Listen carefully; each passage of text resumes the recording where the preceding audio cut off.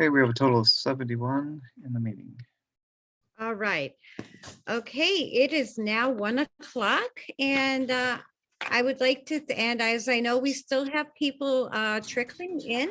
I would like to thank everyone for attending today.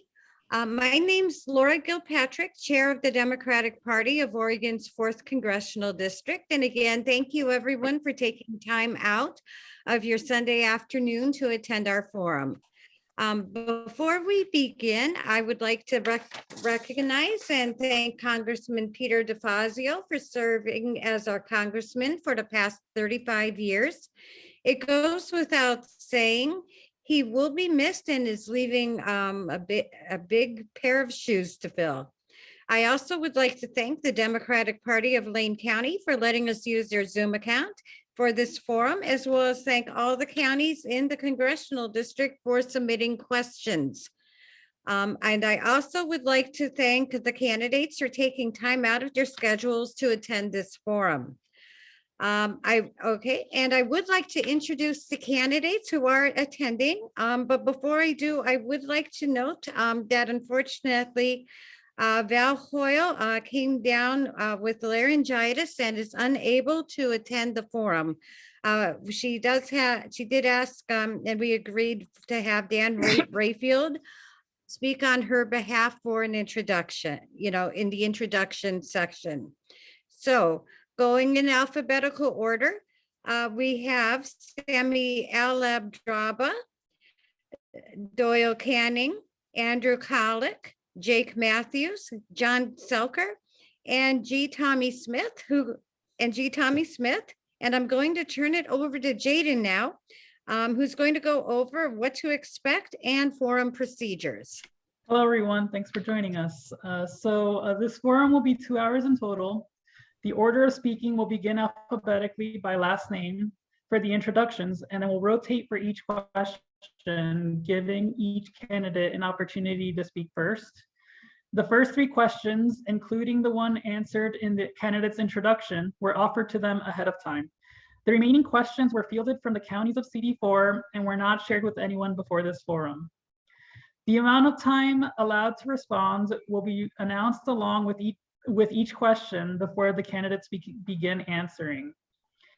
We request that attendees remain muted throughout the forum and please keep use of the chat to a minimum.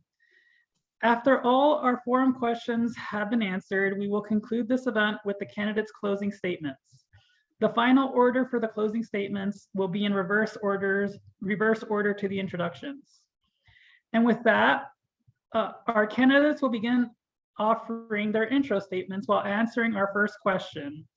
What qualities and skills would make you the best candidates to represent Congressional District 4?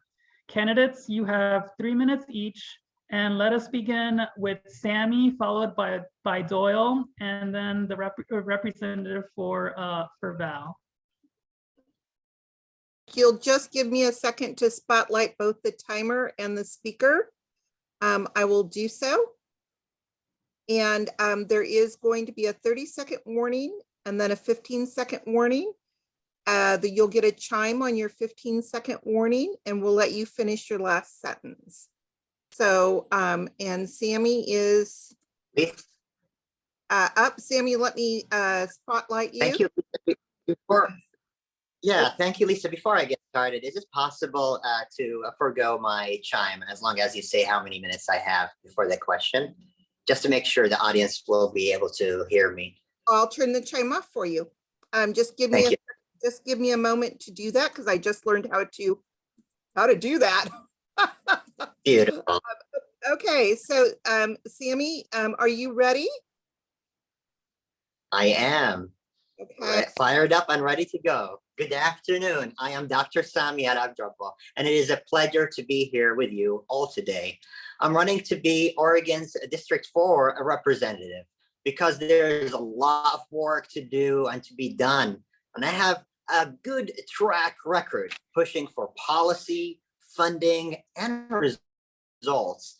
in my local Oregon communities. My leadership skills helped me as a member of the Corvallis Sustainability Coalition Steering Committee, where we added solar energy to our schools, local income housing, government buildings, and nonprofits. As the board chair of Corvallis School District, I worked with the board and superintendents to pass resolutions regarding universal health care and its impact on education, and passed policies protecting students. My background in engineering and emergency management helped me think through complex problems related to infrastructure, safety, energy, and water systems.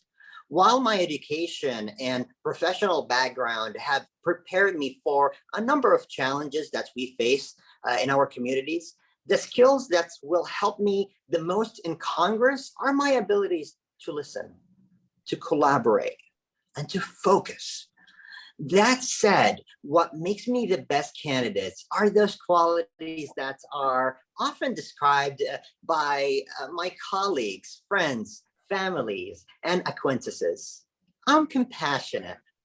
I love to help anyone in need, whether it is 2 in the afternoon or 3 in the morning. I have integrity. If I say I'm going to do it, I'm going to do something, I do it. I'm kind and persistent. I focus on what needs to get done and keep going until it is done. And I'm genuinely kind person throughout this process.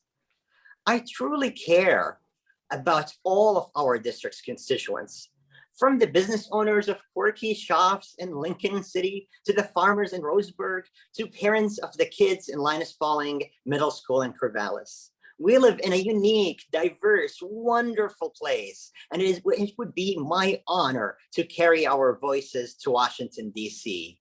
And I'm ready for the hard work that needs to be done there. There's work to get done regarding the impacts of climate change, access to the ballots, ending homelessness, addressing income equality. And that's where I say, I love Oregon. I love our districts. I'm happy to talk to anyone about any questions you have, share my background, endorsements, and the platform and the commitment to fight for all of you and your needs.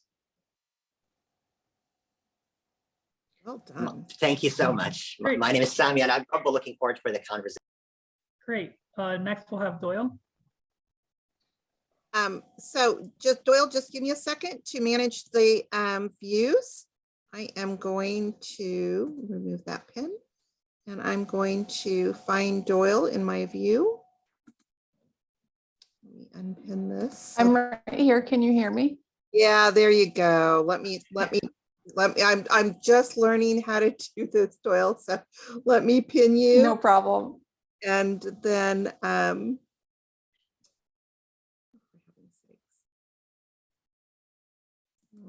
me.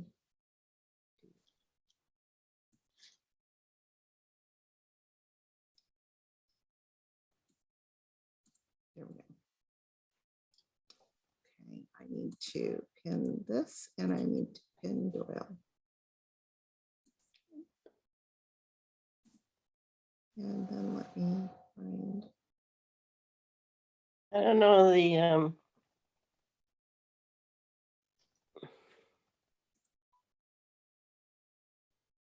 There you are. Forgive me for being a little bit slow, and I will put 3 minutes on the clock for you. Doyle, you ready to go? I'm ready. Thank you, Lisa. Thank you, Doyle. There you go. All right. Thank you, Lisa. Thank you for having me here today and for putting on this special forum. I appreciate the opportunity to speak with Democrats from throughout our new congressional district about why I am the best candidate to represent us in 2022 and beyond. And that is because I am unbought by big corporations, and I am unafraid to take the challenges of climate change, affordable housing, racial injustice, and poverty head on, just as I have for the past 2 decades. For 20 years, I've worked as a progressive policy strategist facing off with Wall Street banks, big polluters, billionaires, and the politicians that they pay for. And I'm under no illusions that powerful interests in Washington will give up without a fight, or that we have any time to drag our feet when it comes to the climate crisis. My record of progressive leadership is consistent, and that is the kind of leadership we need and we deserve in Congress now. I'm here today because I learned what injustice looked like when I was very young, before I blew out the candles on my 7th birthday cake, when my father got too violent in our home and the families next door would take care of me and keep me safe. If the police came, they would make excuses and never intervene or arrest my abuser. This experience imprinted on me at a very tender age that there are two systems of justice in our country, one for the powerful and one for the rest of us. And that's what made me a community organizer, eventually sent me to law school, and why I got involved in politics. Because I know that this unequal system has created multiple crises in our country, and that politics, as usual, won't deliver the solutions we need now. You see, when a fossil fuel company wants to bulldoze Southern Oregon to build their pipeline, or billionaires squeeze their workers while paying zero in taxes, or a Republican legislator pushes laws to criminalize abortion care, as Democrats, we should organize and we should fight back, but we shouldn't be surprised. This is, after all, what fossil fuel companies and billionaires and Republicans do. What we should be shocked by and what we should be outraged by is when politicians let them get away with it. The climate emergency, Trump's attacks on our democracy, poverty, the housing crisis in our community, threats to reproductive health, decades of racial injustice, all are too urgent for us to continue to wait for politicians who have shown us that they will side with the powerful while taking their money. That's why I'm running for Congress, because we deserve a Democrat who is unbought, unafraid, and has the consistency and moral clarity to lead for our country now. I will never do the bidding of billionaires or the fossil fuel industry. I will never give up on the promise of progressive change through people-powered politics. I always have been, always will be in this for you, for us, and for Oregon's future. Thank you so much, and I look forward to your questions. Thank you, Doyle. And now next we have Dan Rayfield, who is offering an introduction in Val Hoyle's stead.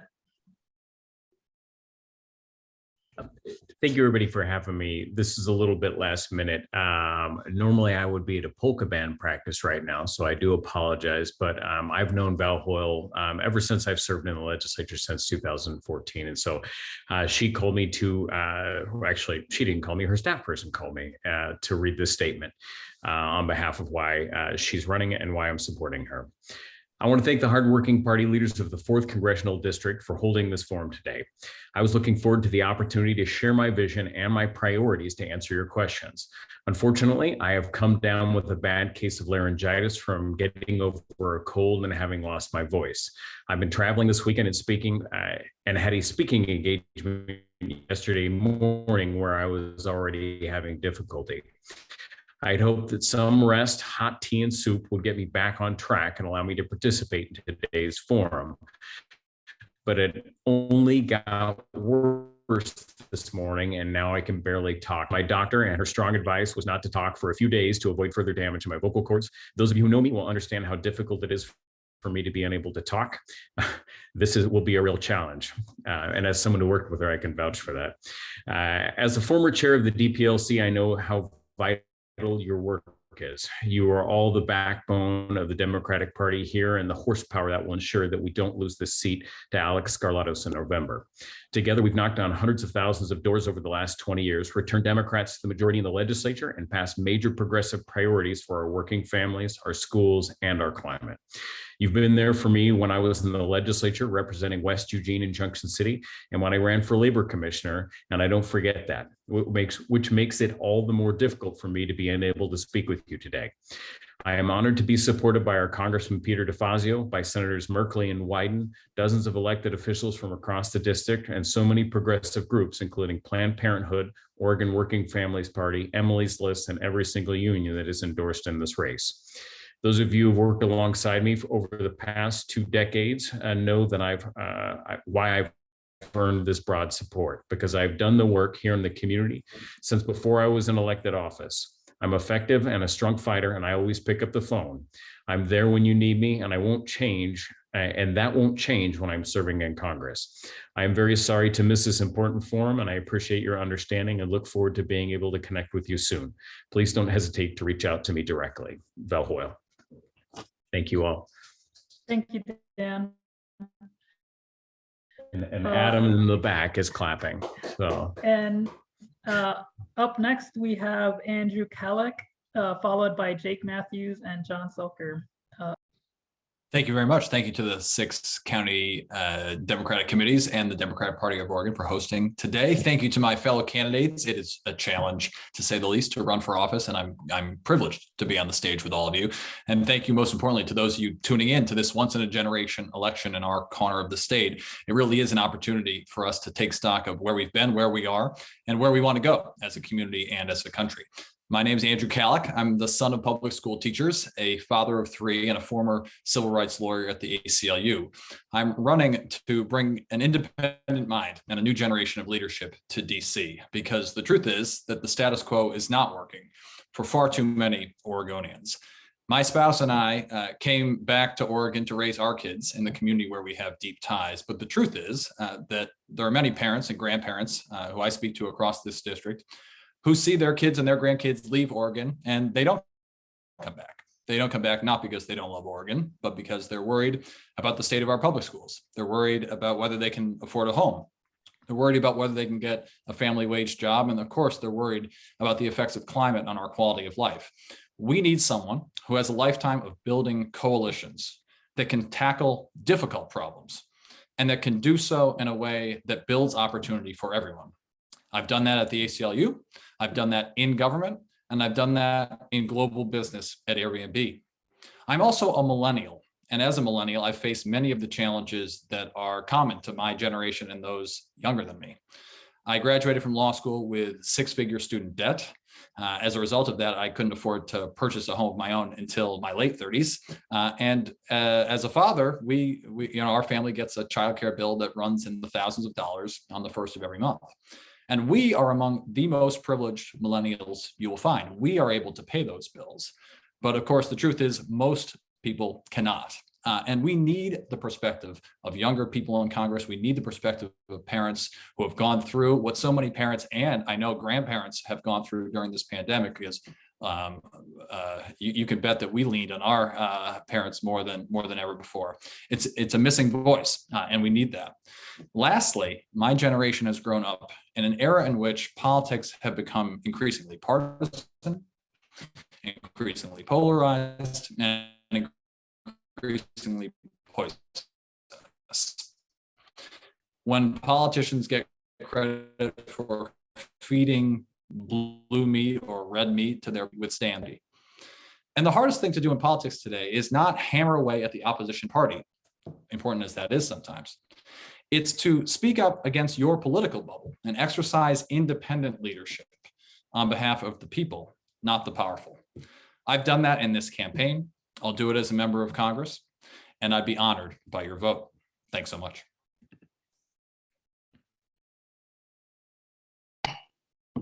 Great, thank you. And now we have Jake.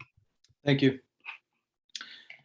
I ask your forgiveness for keeping my camera off for the beginning of our discussion today. I'd like to be judged by the content of my ideas instead of the color of my skin, my age, or anything else. Perhaps we can turn it on a little bit later. Let me race through the worst part of this, which is me telling you about my accomplishments. I am a pilot, I'm a sailor, and I'm a hunter. I got into these things because I didn't see minorities in them, so I wanted to see why. I have a bachelor's in macroeconomics, a bachelor's in government, and I minored in US history, and I've worked or volunteered for the John Kerry for President campaign, Hillary, Obama, Deval Patrick for governor, Member of Parliament Celia Barlow, and Mayor Livingston, both in London. I worked in Hollywood for about a decade. I had my own TV show on CBS called Wisdom of the Crowd with over 20 million viewers, and I was very popular for a time with white women over 65. That was our main demographic. And among several other shows and about a dozen commercials over the US, Mexico, China, Korea, and Vietnam. I wrote and produced a film in support of LGBTQ rights after the Pulse nightclub shooting. And currently I'm working to free 4 children who are set for execution by the Taliban, the youngest of which was shot in the legs 3 times as a baby and now represents the resistance there. I've been working with the State Department, 3 congressmen, and refugees on this issue. DeFazio's office suggested my best bet was human smuggling, saying that the State Department doesn't talk to Congress, but we'll get back to that. Guys, the human life expectancy in America is about 76 years old. Now, some of you may be doing the math on this for how much time you have left, and that's understandable. Mind you, that's the average. My brother passed away a few years ago, so not everyone is so fortunate. I mentioned life expectancy because, simply put, we don't have the time to do this, guys. We don't have the time for this sort of back and forth between politicians and parties that have largely abandoned us. We need to expect more from our Congress and our politicians, and there's so much more they can do that they choose not to. What I'm going to build in our district is a green city of the future that has something called subscription living.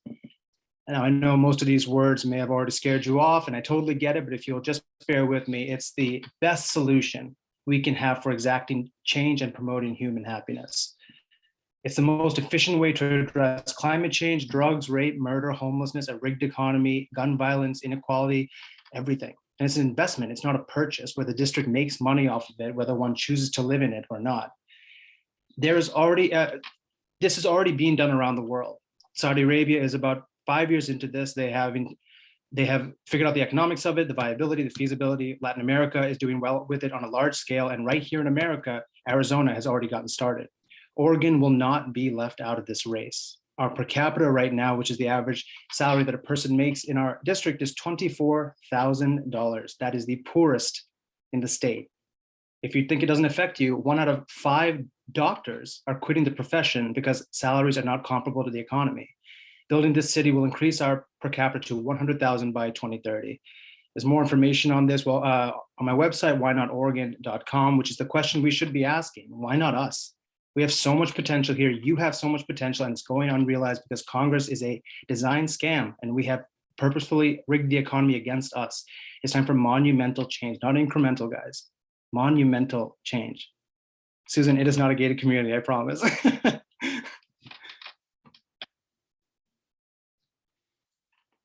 That's my time. Thank you. All right, and thank you. And next we have John, followed by Tommy Smith. Hey, folks. I want to talk about connection, commitment, and a fresh vision.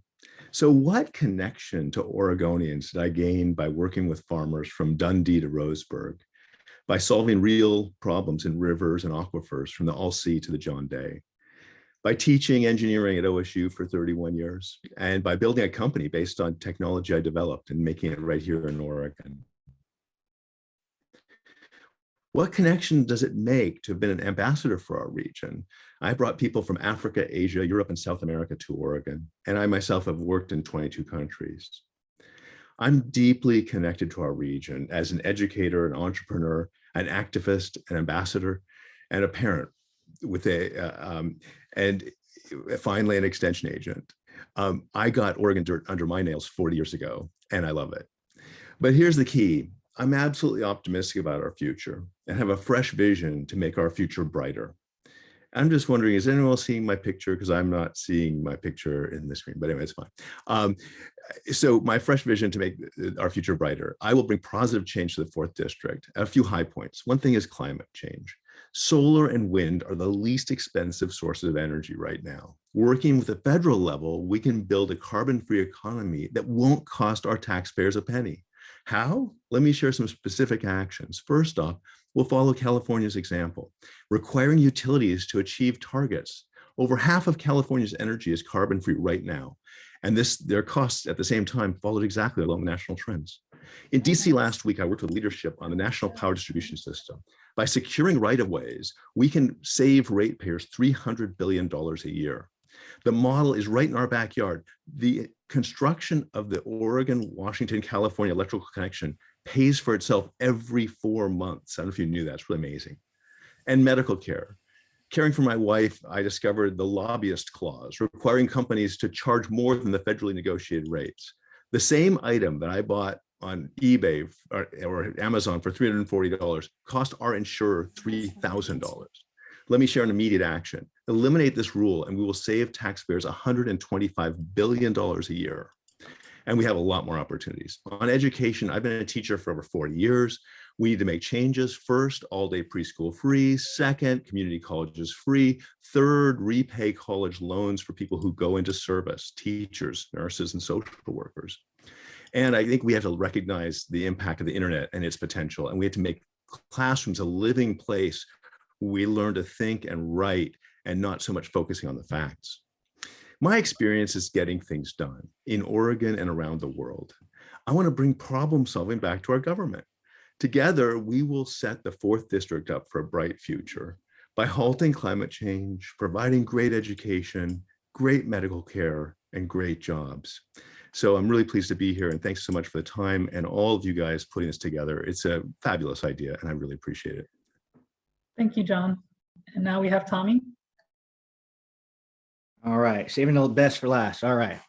Thank you so much for having me. I really appreciate it. Val, if you're watching, I hope you get better. As you can see, I took Doyle's artistic view in the background. My name is G. Tommy Smith. Please call me Tommy. I was raised pretty much here in the Valley. Graduated Willamette High School. 2 weeks later, I joined the Navy, where I was an air traffic controller. After I got out of the Navy, I could have lived anywhere, and I decided to move back home because, well, frankly, in my world travels and traveling around this country, I haven't found a place quite like here. And that's why I have such a passion for this place. And that's why I want to serve. After graduating college, I was an entrepreneur where I bought into a failing business, turned it around to a successful, profitable business. And within 3 months, expanded to 3 stores with up to 15 employees. One of the things that I'm definitely proud of, that anybody who knows me knows, that I care. And I'm passionate in helping people, not only growing personally, but professionally. In everything I've ever done, I've always been put in a position of trust. And I like to earn your trust as your representative for the great state of Oregon. I believe there's a lot of problems going on in our state and in our country. I would like to help the unhoused and mental health crisis, and us veterans get better treatment in our care. Reality is that nothing's getting done in Washington.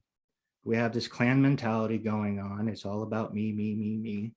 What I think I know, what I think I should be, what I think America should be moving forward. And what we need more of is really kindness. We need to be listening to one another. Even if the other side is saying stuff that we don't necessarily agree to, people want to be heard. And that's what I want to do. I want to go into our communities. I want to listen to the natives of our district and the problems that are going on with them. I need to listen to what's going on out there in the classrooms and everything else like that, and how we can improve those situations. I like to say, but it's not really until you get into those situations and you get your hands dirty, you find out what is really going on. And I just thank you so much for having me here today. I am definitely a faith-driven person, and I thank the good Lord for having me here. And I just put my blessings on him, from him to all of you. Thank you so much. My name is Tommy. Thank you, Tommy. And now Laura will be asking this next question. Okay.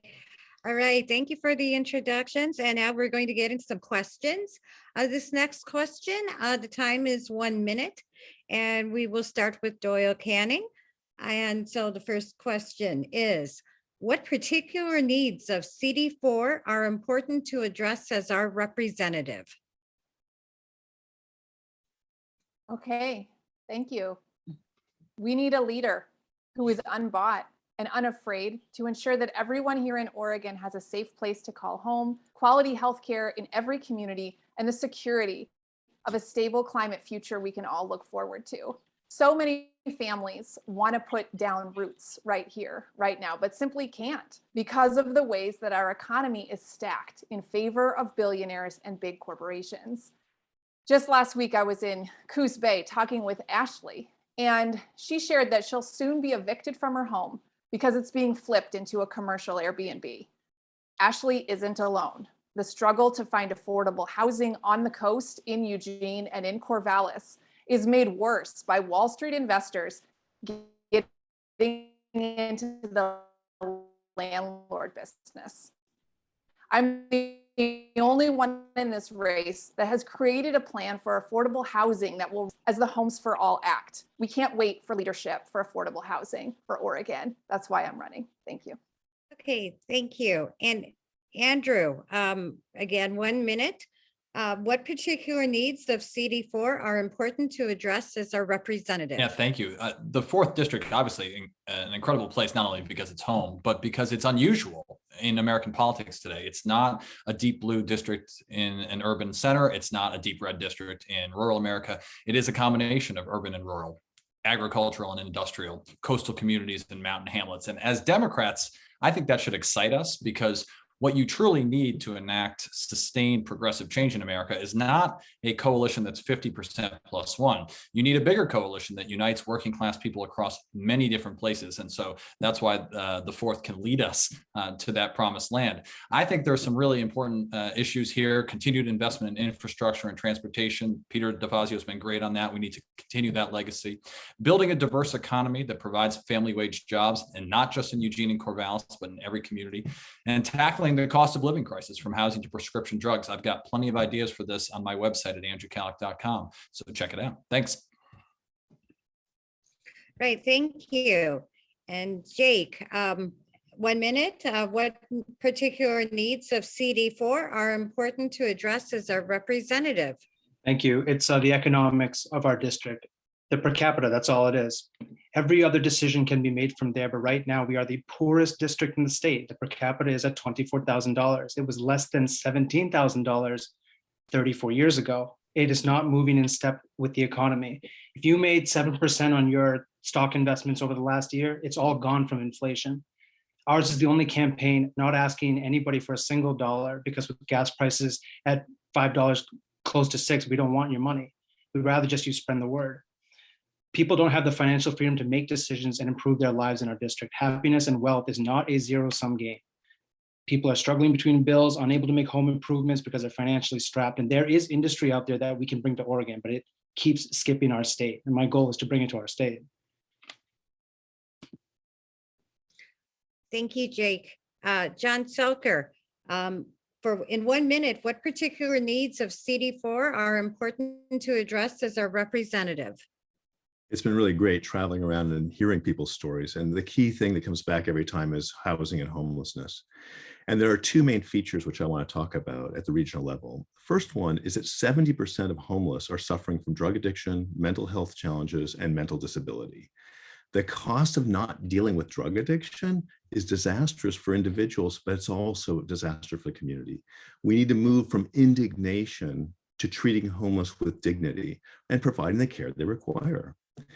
The second thing is the cost of construction and cost of housing. And basically, Oregon has the second lowest vacancy rate in the nation. And this is causing unsustainable inflation, especially at the bottom end of the market. And we simply have to have more housing. Universal access to medical care and no more medical bankruptcy. This has to be a fundamental feature. We're seeing many of those out on the streets have been bankrupted by their medical needs. And finally, tsunami preparation. Our coastal communities are largely wood frame structured, built on floodplains. We urgently need to place safe structures in these downtown areas. Okay, all right, thank you. And Tommy, 1 minute, what particular needs of CD4 are important to address as our representative? Well, I just think it's important to represent all the voices of CD4, from the staunch liberal to the most conservative of us out there. We all have different ways of ideas on how to get things done, but we all have to come to a fundamental understanding that we're all Americans, we're all Oregonians here. And we all want the basic things, safe security for our homes, nice paying jobs, and a great place to live. But, some of the things that we have to work on, it's definitely non-housed area, the mental health crisis that's going on. Our veterans need help. The natives in our district definitely need help. All these things we need to be focused on. And it's just not one thing. But once again, there's not a whole lot being done over back east. And we need someone who can go back there and work with them and talk with people and get things done. And this is just not happening. And I believe I'm the only candidate can do that. Thank you so much. Okay, thank you. And Sammy, what particular needs of CD4 are important to address as our representative? And you have 1 minute. Laura, the most critical issue that needs to be addressed for our district is the impact of climate change. We'll discuss that in a bit, so I'll move on to two more crucial issues for our communities: healthcare and education. Our dysfunctional system of private hospitals and insurers left us poorly equipped for the global pandemic. I am strongly of support of Medicare for all. As a board chair for the Corvallis School District, I passed a resolution that demands Congress for an Oregon legislator to provide a universal form of healthcare. Part of the reason that healthcare is so important is because of the impact it has on our students. As an educator, school board member, and chair, I care about being as inclusive as possible. I have witnessed the growth, development of our students with different needs, talents, backgrounds. I have been floored by the teachers' dedication, and I'll be supporting them for better pay, reasonable class sizes, invest in infrastructure, and full funding of special education. So many issues. You will know whatever the issue is, I'll be at the front lines fighting for you, just like as I have done. Thank you. Thank you, Sammy. And Jaden, I'm turning the next question over to you. Thank you. Yeah, so our third question is the most verbose of the ones we will be asking today. So I'm glad I will be able to paste this in the chat so I won't have to ask the entire thing every single time. And thankfully, we've already given all these candidates this question, so I'm sure they have it in mind. So with that, I will read. Wildfires are causing destruction of forest ecologies, animal life, and personal property. There is a lot of talk about preventing wildfires by clearing trees and underbrush, as well as other similar methods. Do you consider it possible to prevent these massive fires in the face of climate change and protracted drought? What methods do you support, and why do you believe that these methods would balance wildfire prevention and forest protection? What do you propose is the best resolution to our ecological and economic model going forward? And how will you reflect that in your efforts in Congress? And this question gives each candidate 2 minutes. And so we will begin with Andrew.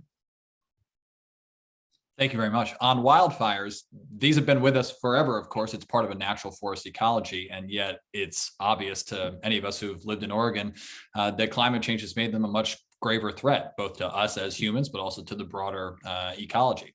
We can't eliminate the threat completely, but we can mitigate it through smart practices that have borne the test of time. It was way back in 1911 when the Forest Service, I think the first director of the Forest Service, decided that we would try to put out every fire of every kind all the time.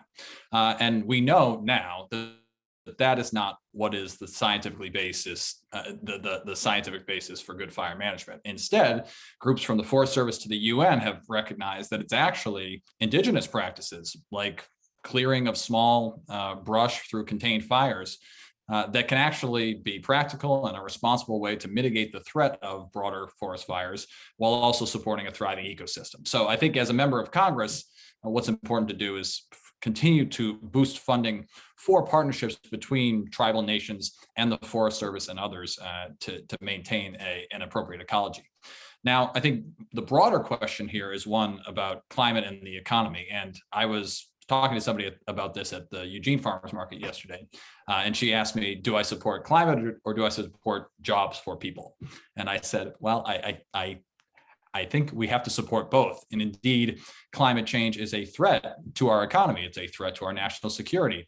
We need to figure out a way to take concerted action that will benefit both the ecology and the economy. And so under my leadership, every bill will be a climate bill, whether it's the farm bill, the defense bill, a housing bill, or a transportation bill.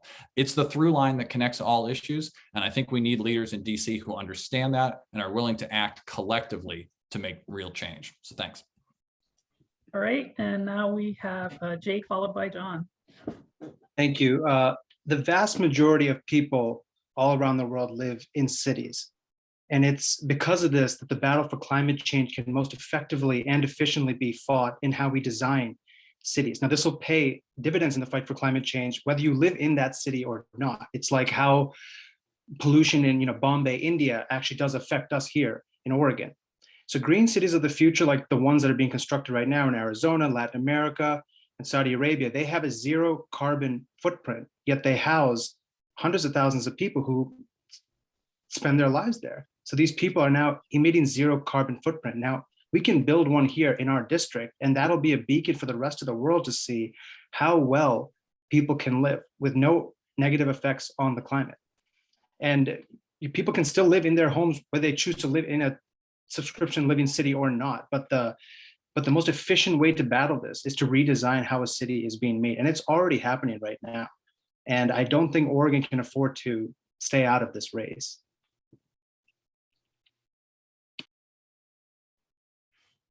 Oh, okay. And so it sounds like you are wrapping up. We have John next. Hi, this is one of those classic areas where society and ecosystems are complicated. And it's another area where there's been a whole lot of talk and very little insight, unfortunately. I work closely with Forest Service scientists and OSU foresters. The bulk of the 4th District's forests are considered wet climate Douglas fir. According to the forest experts, it's a myth that these coastal forests will be protected by thinning. In the small part of our district considered to be dry forests, there would be advantages of thinning and controlled burning. And we should be putting people in those forests to do this work from today. We need to keep in mind at the same time that 80% of the Forest Service land in the 4th District is now classified as old growth and can't be thinned. A key reality is that for historical reasons, the 4th District has a large fraction of the forests under the Bureau of Land Management, not the Forest Service. And by Supreme Court finding, the Bureau of Land Management is not subject to the Forest Practices Act. And so it's only restricted by the Endangered Species Act and then the Oregon Forest Practices.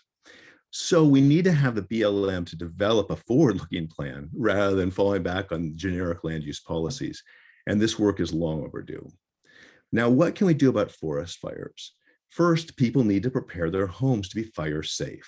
Closed gutters, non-flammable roofing, closed areas under the decks, removal of close shrubs and fuels, and setbacks from forests. We need to help people make these preparations. Our brave firefighters cannot save the day if proper preparations have not been made. Now, forest fires have been part of the Oregon ecology since time immemorial. Yet with climate change, extreme events that lead to forest fires have become more common. At the base, we need to move with all possible energy to reverse climate change. Today, we need to make sure that our structures are made safe. We can and do both of these. We can and will do both of these things. Thanks a lot. Thank you, John. And the last 3 speakers, we have Tommy, Sammy, and Doyle. Tommy, when you're ready. Hi. Well, this is definitely a burning question on a lot of people's minds, isn't it? The weather outside is getting warmer, and I was just thinking to myself the other day was, oh, great, we're going to have smoke in here and, choke us out not too long, and that stinks. We need to be doing stuff like controlled burning. We need to have a carbon tax in place. We need to ban single-use plastics. One of the biggest wastes that no one talks about is really, literally our front yards. How much do we waste on water and resources just to have a flat green grass in our front yards when we could have native plants and species and gardens to help one another with? All these things we can do, and we need to get behind one another as a society and start going and doing all this together. Like how we did back in World War II to fight Nazis and all that stuff. We need to do the same thing when it comes to climate change. We all need to band together. We need a strong leader that talks to people about common sense stuff. One of the biggest things that people don't talk about is no one knows what they can and cannot recycle. It's too complicated. No one knows, okay, well, I got this thing, I can put it in my recycle bin or not. We need to simplify that. We need to actually have a recycling program that is expanded to multiple things that we can actually put in our recycle bins and everything else like that. It's ridiculous. And as your leader, as your voice, I hope to bring about that change. Let's talk about things like this. How can we expand our uses? How can we make our own lives or our own, what we do on a daily basis better?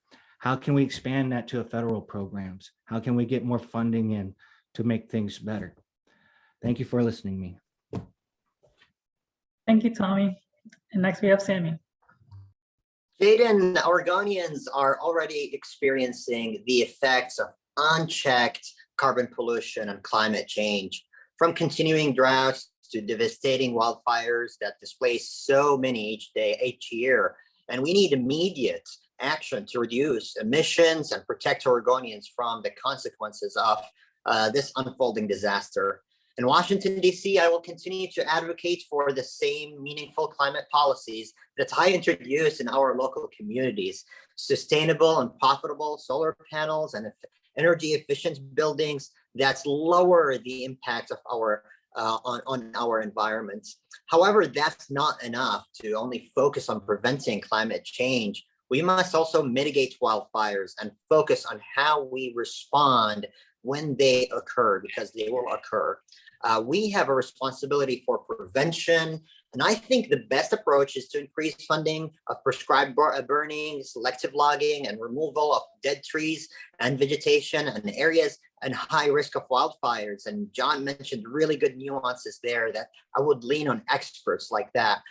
We also have a responsibility to use sound emergency management and response methods to save as many lives as possible. These methods include increasing community situational awareness during evacuations and adopting the recommendations that I proposed in my applied dissertation research on this very subject.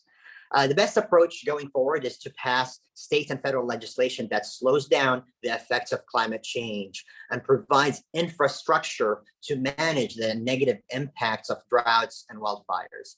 We also need to be sure that we are approving policy and infrastructure that prepares us for the changes in human migration from other areas as folks are displaced from these natural disasters.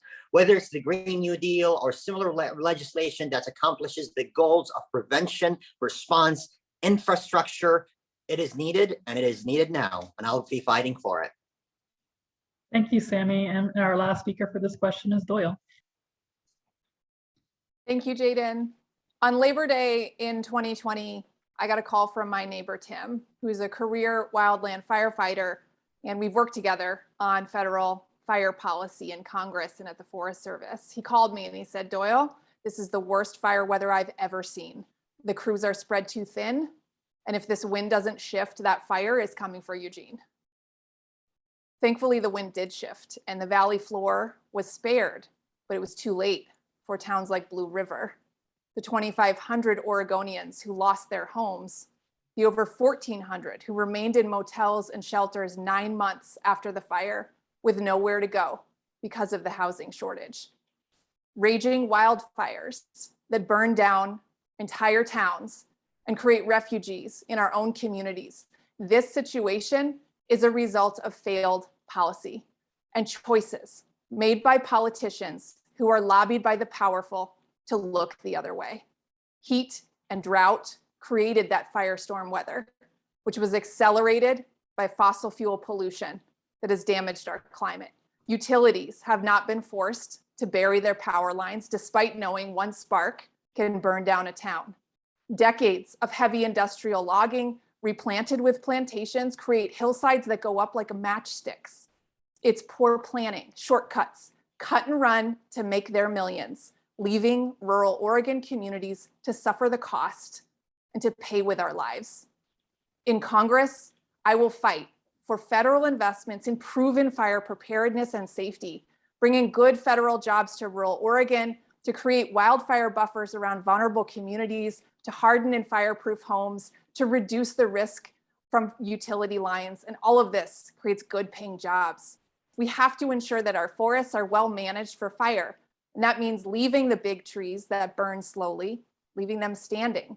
We can also adopt the proven methods of the Native American tribes of the Northwest, prescribe burns in the wetter seasons that safely reduce fuels. And ultimately, we must tackle the root causes of climate change, fossil fuel pollution, before it's too late. Thank you. Thank you, Doyle. And Laura? All right, thank you. All right, so moving on to the next question is 1 minute. And the first, and Jake will be answering this first. There's a housing crisis, not only in Oregon, but throughout the entire country. How will you respond to the housing crisis in the 4th Congressional District? Subscription Living Cities specifically tackles the housing crisis. What it does is it takes your whole holistic being into account. So I forgot who mentioned it earlier. I believe it was John. When we're trying to help homelessness, the issue is not just to give them a home, it's that they have deep-seated biological issues that we can help them with. Most rehab fails because rehab spans about 21 days, but we have overwhelming evidence that the person can be rehabilitated if they spend 6 to 9 months there. What a subscription living green city of the future does is it addresses who you are as a complete holistic person, and it'll make sure that you can afford housing within the city with enough psychological help to help you get through it. Right now, we have the majority of young people who can't afford to buy a house because they don't have the income that can compete with this market right now. But this will be available with this city. Thank you, Jake. And John, 1 minute. How would you respond to the housing crisis in the 4th CD? Really great question. And this is one of the most pressing questions that I mentioned earlier. If you look at the cost of constructing a classic 2-bedroom apartment, and you can look online, it's about $125,000 to $150,000. And if you look at the price in Oregon for the land that sits under that apartment, it's about the same, putting the price near $300,000. Typical payments, historically speaking, you think about 1% per month. That's $3,000 a month. And so the point is that even building simple apartments won't solve it on its own. We actually have to have public-private partnerships. We have to look at our land base and identify places where we can competitively bid low-cost housing options. And so just looking at the numbers, we see that simply asking builders to build more things is not going to solve the problem. And we certainly shouldn't have the government be the major landlord in this business. What we have to do actually is recognize to work on this together. And that's where the public and the private come together and solve this problem. Thank you. And Tommy, 1 minute. You know, it wasn't that long ago that I had it off of a Barger here in Eugene. I had a 2-bedroom, 2-bath apartment near Winco. It cost me about $700 to $800 a month in rent there. When I moved back to the area, I went to that same place to see if I can get an apartment, same thing. And the exact same apartment was $1,400 a month. It's outrageous. It takes 2 people to live anywhere anymore. I had to buy a condo because I couldn't afford rent. It's ridiculous.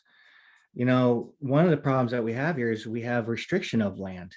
You know, with the 2 rivers, with the Willamette and McKenzie, it's hard for us to build suitable housing for everywhere. So what can we do about this? Well, what limited land that we can have, instead of just doing it for just low income people, have it based off a percentage of someone's income so anybody can get in there and get better housing. There's 1,000 things that we can do on this. Unfortunately, I don't have enough time to speak on, but we can get there. Thank you. Thank you. And Sammy. Thank you, Laura. Houselessness, rent inflation, social services, especially with working families with children, and income inequality, those are interconnected issues. As the price of housing has skyrocketed in our district and state, too many Oregonians have found themselves on their own and in their own personal housing crisis. It is time for federal government to end the moratorium on the construction of new public housing to address this crisis. We must increase federal support for public and nonprofit community agencies and re-examine and invest in rental assistance for all those who need it. And I've done really good work in Corvallis School District, so not for the district only, but for the whole Benton County region, and in terms of partnerships, assessing and understanding the environment. And McKinney-Vento Act has been really good step. We need to push it further. It's not enough. everyone deserves shelter from the elements. And I would say you will find someone in me who really understands it. I pay rent. I understand. I have friends who have been really moved from their housing and housing security. They had to choose how to live based on the crisis we're navigating. We need to fight for it. Everyone deserves a shelter. And if I may ask, Laura, I think there's an echo every time I speak or someone is being unmuted. If we can check for that, that would be really appreciated. I'm not sure if it's only me or other people are noticing that too. Okay, I'm not noticing an echo on my part. I'm not, Okay. I'm not either. No worries, then it might be from my device. Thanks. Okay, all right, thank you, Sammy. Doyle. Okay, thank you so much for this question. 3 years ago, I walked out of the grocery store in Eugene and I saw a young mother with a baby and a toddler in a stroller holding a sign saying she was fleeing domestic violence and she needed help. And as a survivor myself, I stopped in my tracks. And what began in that moment was a 3-year struggle to get that family rehoused in Eugene. She did everything right, went to every agency, but the list was just too long. And she lived in a van, in shelters with friends at the mission for 3 years. Eugene has the shameful distinction of having the most unhoused people per capita in the United States. I'm the only one in this race that has created a plan to end homelessness in America, which is now called the Homes for All Act, which will repeal the Faircloth Amendment. It's been introduced in Congress. This plan will build 12 million new public housing and privately owned permanently affordable rental units, driving down costs throughout the market. And this is the scale of the solutions we need. And that's why I'm running for Congress. Thank you. Thank you, Doyle. And finally, Andrew, 1 minute. Thanks very much. This has been a long time crisis in the making. Oregon has the 3rd or 4th highest housing appreciation since 1992, and it's because we have the 2nd fewest housing units per capita. We have to build more housing at every single level. And what that means is we have to take a tax code that right now benefits the wealthy and subsidizes luxury development, including, say, a Ritz-Carlton hotel in downtown Portland, and turn that on its head and make sure that taxpayer money goes to affordable housing. For instance, we have a voucher system in America, but we have wait lists that stretch for years, all while we're subsidizing luxury development. It's completely backwards. We turn that on its head, make sure that people have, low-income people have access to vouchers, make sure we bring down rents with additional building. And then last but not least, John mentioned this, I've written about the need to leverage our public land to get the cost of housing down. This is a column I wrote about it recently. I did work on this when I was working in government, and I think it's essential that we take advantage of these types of assets for the benefit of working people. Thank you. Okay, thank you. Jaden, it's over to you. Next question. All right, yeah, so we are gonna begin this question with John and then Tommy. We have 1 minute and I'm gonna post it in the chat right now as I read it. The COVID crisis spotlighted weaknesses within our healthcare systems. Do you support single-payer healthcare?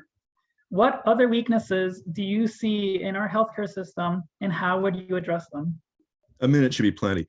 Thanks very much for a really important question. And absolutely, COVID did point to all sorts of things, including not having taken seriously the fact that we knew there was such a thing coming. But having taken care of my wife during her health crisis, I learned a lot. And one thing I learned is that we're spending $125 billion a year for no reason at all because the lobbyists have put a clause in our laws that has that happen. The drug prices are $500 billion a year more than they should be. Those alone would take care of massive amounts of the costs.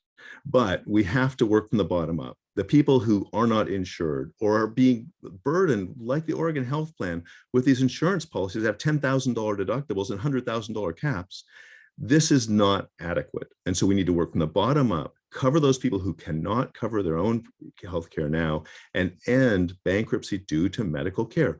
Getting sick is something that happens to you. It's not your fault. And we have to make that societally responsible, not falling on the individual. Thank you. Tommy? All right, thank you for the question. Well, there was a plan in place for in case something like COVID was come along, and it was just thrown away at a moment's notice with a certain regime change. But that's neither here nor there. We do need to have some kind of universal income. As someone of faith, I just cannot believe that we're one of only 2 countries in the whole entire world that doesn't give healthcare as a right. You shouldn't have to be rich to go in and get medical care. You break an arm, it's going to cost you thousands of dollars. It used to be years ago that the majority of homelessness was because of medical bills and everything else like that. It's absolutely shameful that we call ourselves a Christian country, but yet we're not willing to help our fellow man. It's absolutely absurd. And as when I go into Congress, I am definitely going to be fighting for universal health care for everyone. Thank you. Thank you, Tommy. And now we have Sammy followed by Doyle. Jaden, I'll use this opportunity to say thank you for the question. Clear answer is yes. I'm the only elected official running in this race who's supporting a single payer. And I want to give that as a disclosure. Hey, whenever someone says I'm the only candidate, let's do our homework to make sure we're not eliminating another candidates who have done that work.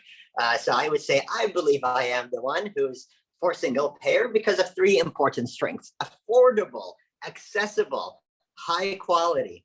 The problems with the system that we have: affordability, quality, and access. People are struggling with the prescription drugs. It's just not fair. 10 times the price, insulin, 10 times the price in Oregon compared to Canada. What else there is? Administrative costs. It's just ballooning into 30% and 35%. We can reduce it to 1.5 if we go toward a single payer system.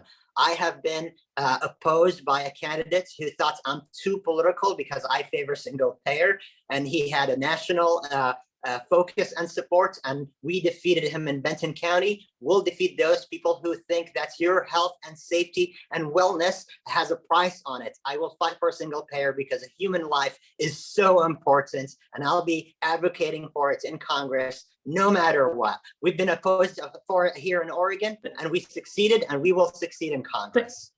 Thank you, Sammy. Doyle, followed by Andrew, and then Jake. Thank you, Jaden. My mother suffered from a chronic condition, lupus, and when she lost her job, due in part to her chronic illness, she lost the insurance coverage that she needed, and she died within 2 years at the age of 50. I support Medicare for all because the cost of healthcare cost my mother her life. And I'm the only one in this race who has actively worked to push single-payer healthcare legislation forward, advising the nation's first and only successful campaign to win a universal healthcare law in the state of Vermont. I am with the 75% of Oregonians, Republicans, Democrats, Independents, who know that no one should have to ever go through what my family did. No one should have to put up a GoFundMe to get through cancer. And when I'm elected to Congress, I will be a champion for Medicare for all on day one. That's why I have the endorsement of every single payer and Medicare for all organization who is endorsed in this race. Thank you. Thank you, Andrew. Thank you for the question. Incredibly important one, of course. I also support single payer healthcare. I'm endorsed by the Oregon Single Payer Advocates, but I also know there are lots of steps on the way to a Medicare for all system. For instance, we have a youth mental health crisis in Oregon. There's absolutely no reason why cost should be a barrier to kids accessing mental health care. And so we need to have mental health treatment, especially for our young people, as seen as preventive care under the Affordable Care Act. That way people can get it without copays or co-insurance. That can reduce a barrier. In addition, we need to make sure that people in rural America have access to prescription drugs. A lot of times people are waiting an hour, 2 hours to get a prescription drug. And then of course, they're paying a huge premium to what people pay in other countries. And why is that? Well, because the pharmaceutical industry has enormous power in Congress by subsidizing politicians. So we need to turn this again on its head, make sure Medicare can negotiate drug prices, drive down costs, and have better care for everyone in America. Thank you. And Jake? If the pandemic has taught us anything, it's that we need to decouple health insurance from employment. Losing a job should not mean the loss of a family's lifeline to healthcare. The Affordable Care Act was a good start at reform, but as Medicare and Social Security have demonstrated, we should not have to pay private for-profit insurers boatloads of money to get the insurance we need. Now, I have no illusions that that this will happen soon, but the road we're on now is unsustainable economically, politically, and socially. Eventually, we're going to have some version of Medicare for all, and the question is how much unnecessary cost and hardship we must bear before we do. I'd like to go through with a fine-tooth comb and figure out what Singapore and France are doing right with their healthcare, and we'll be adopting something similar to that. Thank you. Over to Laura. Okay, all right. The next question is for a minute, and we're going to start with Tommy. The Cahoots program in Eugene is being touted nationwide in dealing with mental health incidents and has been proven effective. Do you support redistribution of responsibility of our first responders? What other weaknesses do you see in our social safety response, and how would you address them? Well, thank you so much for that question. Once again, I have really strong feelings about this. I have family members who suffer from mental illness, and whenever they get off their medication, it is definitely not a fun experience. A lot of times, some kind of police agency has to be called, and the police gets involved, and they're not suited for these type of situations. We need Cahoots. Is great for in Eugene, but it needs to be expanded. Some of my family members live outside of Eugene, and because they can't get out there, they can't get the help that they need. Cahoots and programs like Cahoots need to be spread throughout the whole district. So that way, if there is a mental health crisis is coming, that they have adequate care. A social worker shows up, not someone with a gun. You know, so many people get died or killed over this in this country every day because of the wrong people are handling the situation. Yes, I support Cahoots wholeheartedly with all my heart, and I will fight for its expansion throughout our whole district. Thank you. Okay, and Sammy. Thank you, Laura. My answer is yes. The coach program is phenomenal experience, and we need to support local communities and state agencies to invest in such programs. I'm really inspired by it. I believe it was used when I had to call the non-emergency number when I saw someone with non-immediate threatening behavior, a constituent, and I told them, would you be able to have a trauma informed? And I think this is a mental health, even though he made threats. And they were very equipped to respond to it. That happened just a few weeks ago. I believe we need to expand those practices, invest in more trauma-informed, culturally appropriate response. So people respond with a conversation, with this de-escalation.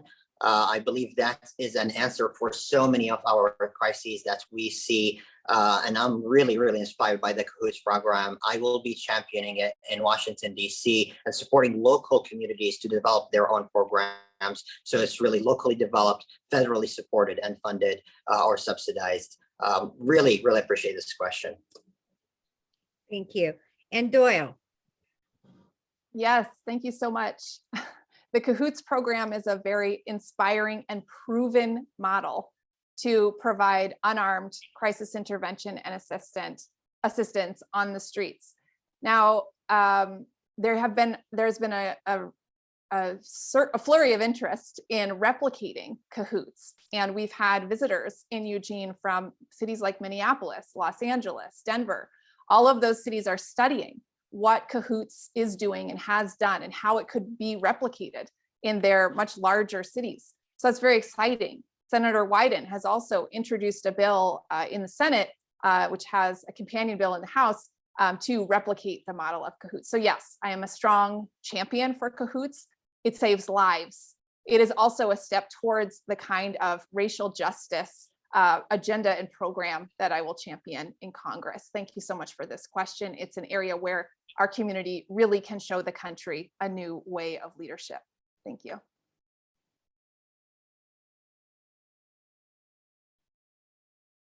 And Andrew. Thank you. I echo the chorus on cahoots, and thanks Senator Wyden for his leadership on this. Got significant funding through the American Recovery Plan for cahoots models across the country through Medicaid. And so I think that that is a good step. The question speaks to a larger question about how are we going to create community-oriented public safety and public health in America. And from the ACLU to the Portland Committee on Community Engaged Policing, this has been a core part of my experience as a civil rights attorney. And I think it's important to think about it holistically, because the cahoots program, great as it is one piece. You also need well-funded and well-trained law enforcement so that they can respond when they need to.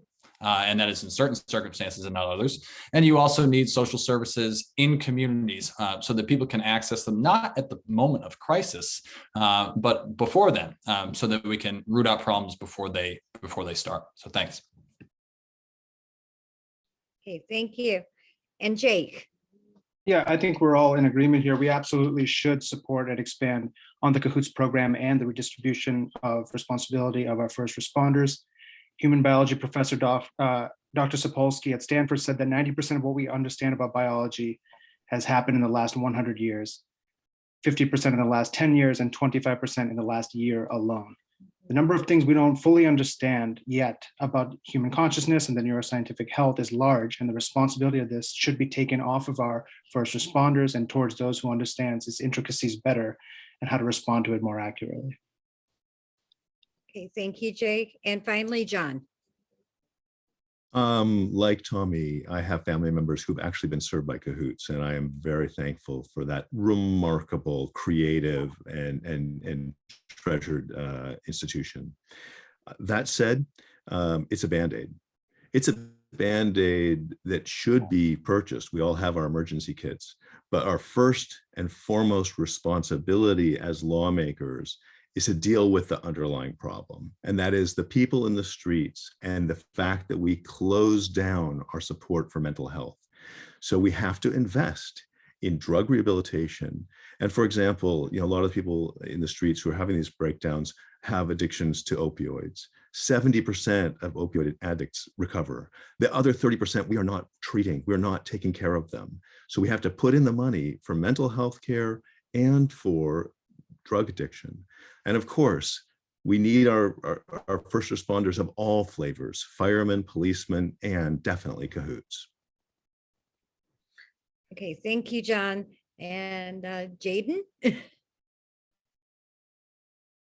All right, so we've cycled once all the way through with everyone getting to speak first. So we're going to start again with Sammy and then Doyle.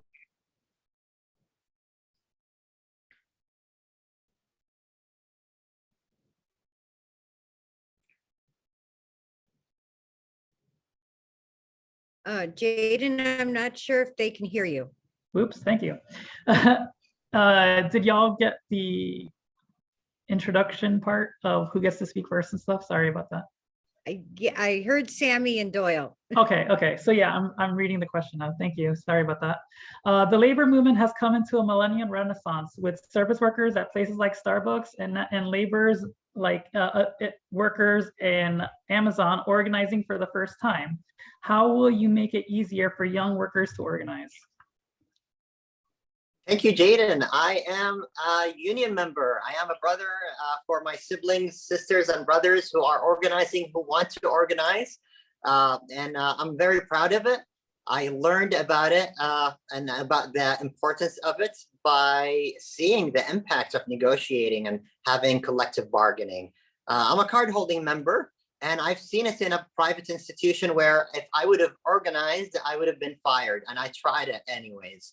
I will fight for the PRO Act, the right to organize, or supporting people wherever they are that they can organize, no matter where they are. I would love to reverse Janus ruling that's prevented, that's made some restrictions around organizing in public institutions. So definitely I am the face of the millennial organizers and union members. I'm very proud of it. And I feel it's important every day by saying how it's impacted my life and my works and all the benefits that we get by collectively bargaining. Great, thank you. Doyle? Thank you, Jaden. And I will share that in the worst days of the pandemic, I was working for the labor rights organization United for Respect, organizing workers at Amazon and at Walmart. And I was preparing one of those workers for a meeting with the incoming Biden White House labor advisor to discuss our priorities. Her name was Anne Marie Reinhardt Smith, and she was our voice in that meeting. She had spent 30 years working department store retail jobs. And as we prepared, I asked her, what is the most important thing you want to tell these White House folks? And she said, we need a $15 minimum wage. $7.25 is a starvation wage. We can't wait. And I share this story because those words haunt me and guide my campaign. About 8 weeks later, Anne Marie died of COVID-19. She was one of the millions of Americans who had to risk their lives in this pandemic for poverty wages, while companies like Amazon and Walmart made tens of billions in profits. That's why I'm on this fight and on your side. And we'll fight for the PRO Act, the Raise the Wage Act, and beyond. Thank you so much. Thank you, Doyle. Andrew, and then Jake. Thank you. As the son of school teachers and a former policy advisor in government, I've been a member of a union. I've benefited from unions, and I think that they're incredibly important if we want to rebuild the American middle class. I think one of the challenges is that the deck has been stacked against unions for decades. And as excited as I am about Starbucks and Amazon, the numbers are very clear. The continued diminishment of labor power in America is clear, even with this. And so how do we turn this renaissance into something truly extraordinary? I think we need to change the structure of the National Labor Relations Board. I think we need to increase fines for companies that crack down on labor organizing significantly. Right now, it's just the cost of doing business for these big corporations. And we really need to have fines that have teeth and have enforcement from an NLRB that really hurts. And then, of course, the last thing, I agree with Sammy and Doyle. I think we need to pass legislation that encourages and protects organizing in the workplace, not just at Starbucks and Amazon, but everywhere. So thank you. Great. Jake? Thank you. In economics, there's something called the Gini coefficient. It's the single most important index I've ever come across to measure how economically healthy an area is. It basically measures the wealth disparity between the 1% and the rest of us. The Gini coefficient right now, not just in our district, but in America, is at an all-time high. What it means in simple terms is that workers make so little compared to their CEO of their company that they work for. The only way to help move the Gini coefficient in the right direction is for labor to unionize and have their voices represented. We will do everything it takes to make sure workers see a clear economic ladder that they can climb to increase their quality of life. Thank you, Jake. John, and then Tommy. Thanks very much. I think most of us read the book, The Jungle. We know the absolute critical role of organizing to be able to make the workplace safe and compensated adequately and have benefits. We also maybe read, or I certainly did, Barbara Ehrenreich's book, Nickeled and Dimed. And echoing what Doyle said, the minimum wage is something that we as legislators are responsible for. Of course, I absolutely support unions and unionization and making it as straightforward and easy and legal as possible. But we also have to remember what we're going to do as legislators. And what we're going to do as legislators is make the minimum wage automatically increment with the cost of living. It's not acceptable to leave behind vast numbers of workers at McDonald's or wherever else that the unions have not yet penetrated and probably won't penetrate for a generation. So we have to do our job in Congress, which is set the minimum wage at a livable wage. Thank you. Tommy? I think I'm just enjoying this thing from watching the interaction of people kind of doing this kind of thing, falling asleep. It's making me laugh. This is awesome. I love being here. I've seen unions do good and I've seen unions do bad. I think a worker's right to organize to get better wages is crucial to our democracy, but also I've seen that those same kind of unions run amok. So I think you have to have a healthy balance. If it's good for the workers, then I'm all about it. If it's good for relationships to be built and everybody get their little piece of the pie, so to speak, in order to move forward, that's great. Sometimes it's pro-union, sometimes it's not pro-union. So it's definitely a balance in how we approach things and how we get things done in this country. Thank you so much. Oh, thank you. Talk, Laura. All right. Okay, 1 minute for the next question. And this will start off, go to Doyle. And that'll start with Doyle and then over to Andrew and Jake. So as tuition costs continue to skyrocket, making college less and less affordable, would you pledge to commit to eliminating student loan debt and working with colleagues to advance debt-free, tuition-free community college? And this Yes. goes to Doyle first. Oh, Yes, absolutely. I support the cancellation of student loan debt and support free community college and four-year public college as other industrialized nations offer. I've been a strong advocate for student loan forgiveness and support efforts to urge President Biden to use his executive authority to cancel student loan debt now. I've been a beneficiary of the pause on student loan debt during the pandemic, as I carry almost 6 figures of debt myself and know how big of a difference that makes in my family's budget with the cost of groceries going up, the cost of transportation and of childcare. Thank you so much for asking this question. It's something you can count on me to fight for and support. okay, thank you. And Andrew. Thank you very much. I think there's an obvious problem here, and I mentioned at the outset that I had 6-figure student debt as well. I don't think that widespread debt cancellation is the right thing to do. Why? Because it has a disproportionate benefit to people like me who graduated with professional degrees and have the ability to pay them off. Instead, what we should be doing is focusing on tuition-free community college, on zeroing out interest on federally backed student loans, on providing loan repayment assistance that's income-based so people can go into education or healthcare or other public service and not have to worry about their debt. We need to double or even triple Pell Grants at the federal level, more money in state opportunity grants like the Oregon Opportunity Grant, and grants for tribal students as well. And so we need each of those pieces to tackle an education affordability crisis that is really holding America back. We should be investing in students. We should be investing in people making themselves ready for the 21st century workforce. And that's what I'll do as a member of Congress. Thanks. Okay, thank you, Andrew. And Jake. Thank you. I do not support eliminating the student loan debt. It is a terrible economic idea. We will make sure that tuition is competitive and can be paid back by the graduate, but there is no eliminating the student loan debt. And that is simply not the solution for anyone who's telling you that it is. However, community colleges being free is something I definitely do support. In this green city of the future, the way education runs can be revisited to make sure that any sort of tuition can be paid back by the graduate himself. But please don't believe any candidates that's letting you know that eliminating their debt is the answer. Right now, we have a national debt, for example, that's a debt to GDP ratio that is at the same levels that it was in pre-World War II, in the pre-World War II era. And that is a catastrophic economic index. It's why your dollar does not go as far as it used to right now. So please don't fall into that trap, whoever's listening to this. Okay, thank you. And John.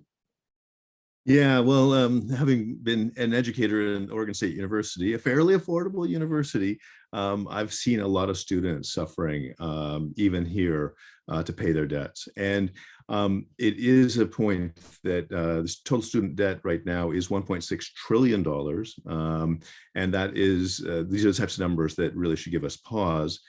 We do need to make provisions where these do not burden people to the point of incapacitation, but we also need to recognize that we are not, it's not logical to simply cancel that for everyone.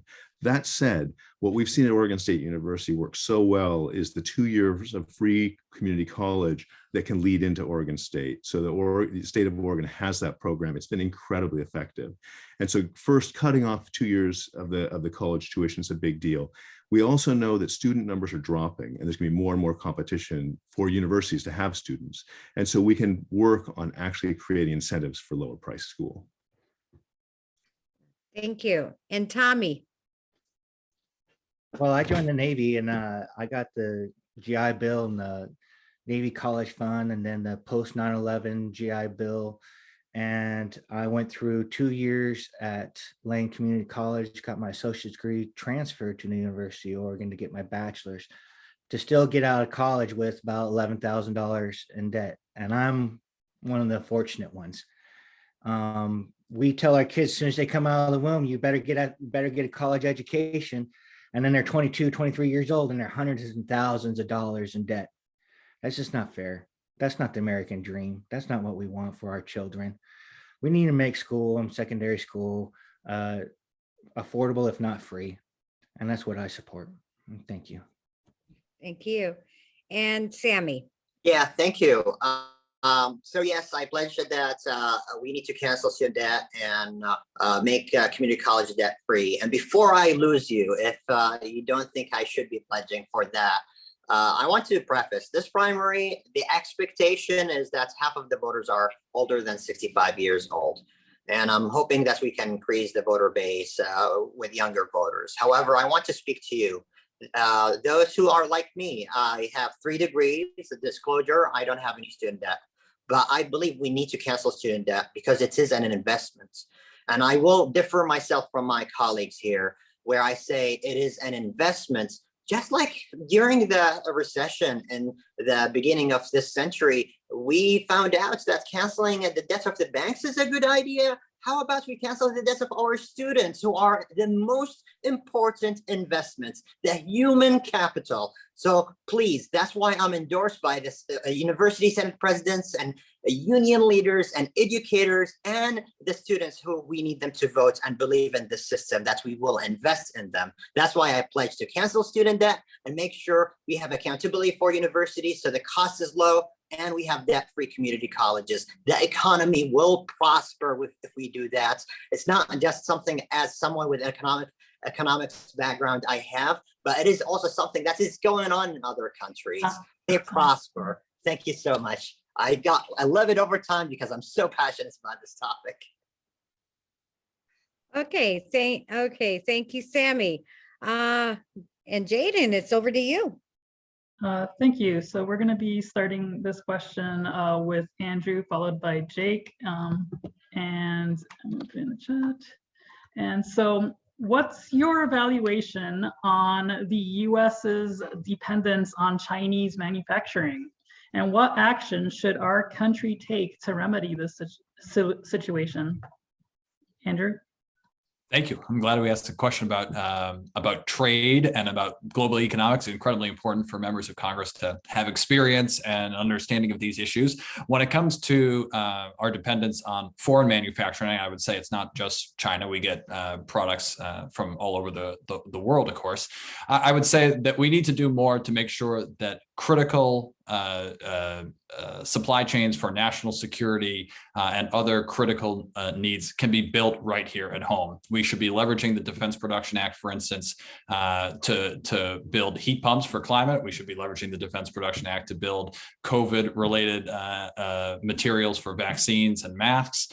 But what we also need to do is have a real strong presence on the foreign stage when it comes to getting fair trade practices in place, because part of the problem is that China and other companies subsidize their own manufacturers. That weakens our ability to compete. And so I think we need better and stronger American presence in those foreign trade deals to make sure that it's a level playing field for everyone. Thank you. Thank you. Jake? The Chinese Communist Party, it can absolutely not be trusted right now. And in the same breath, I'm going to say that is not the Chinese people, it's the Chinese Communist Party. I say this as a person who was called the sand N-word after 9/11 28 times. So I want to say that in the same breath. The Chinese Communist Party is the wolf at the door that we've been warning about for decades now. And their GDP is now rising over the US's. We need to decrease our dependence on China.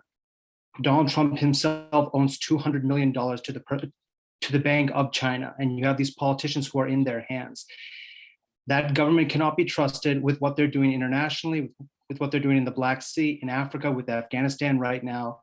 That government is set on overtaking the world in US dominance. They are now teaming up with the Kremlin to make sure that the US is being overthrown. We cannot have massive, massive economic ties with that government anymore. They are 0% to be trusted. People need to understand the level of how dangerous they are to the American future.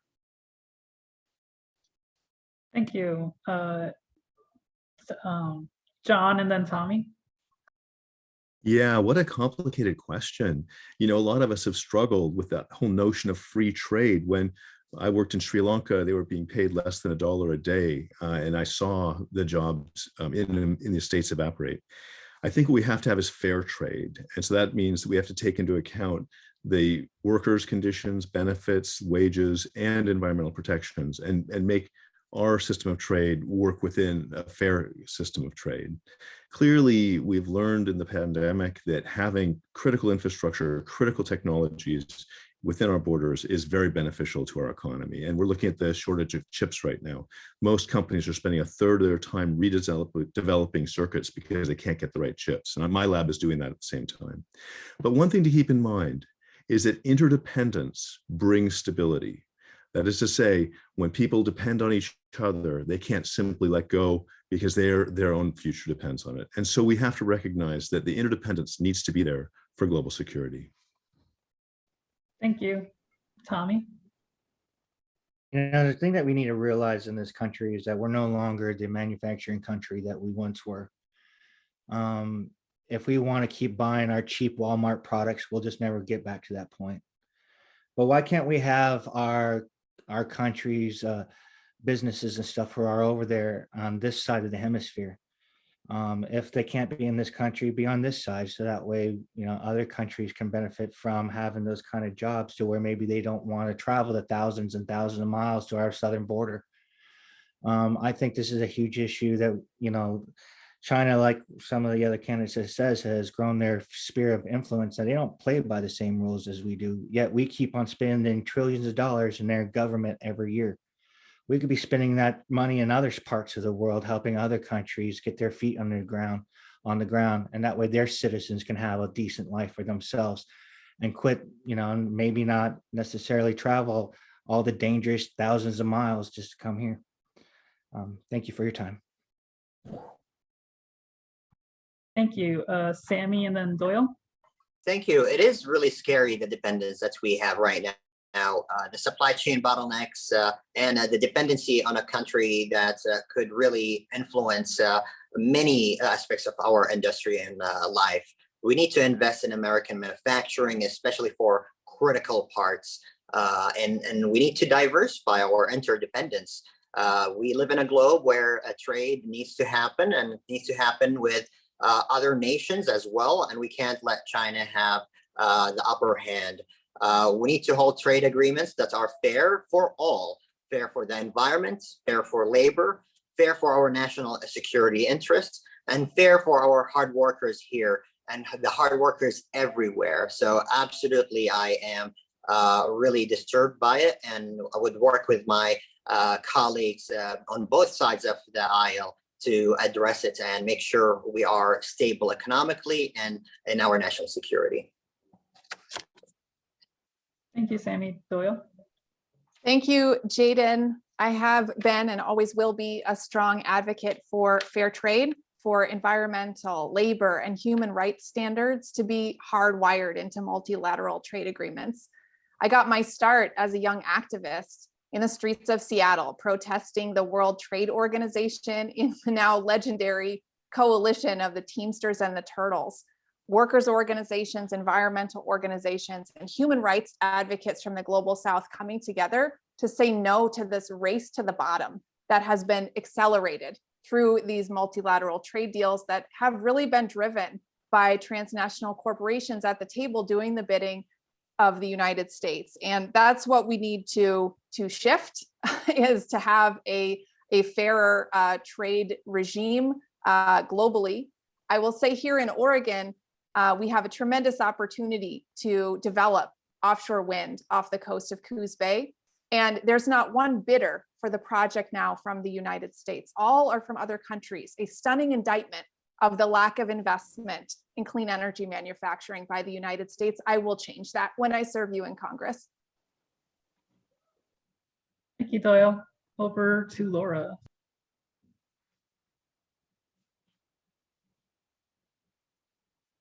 Muted. You're muted.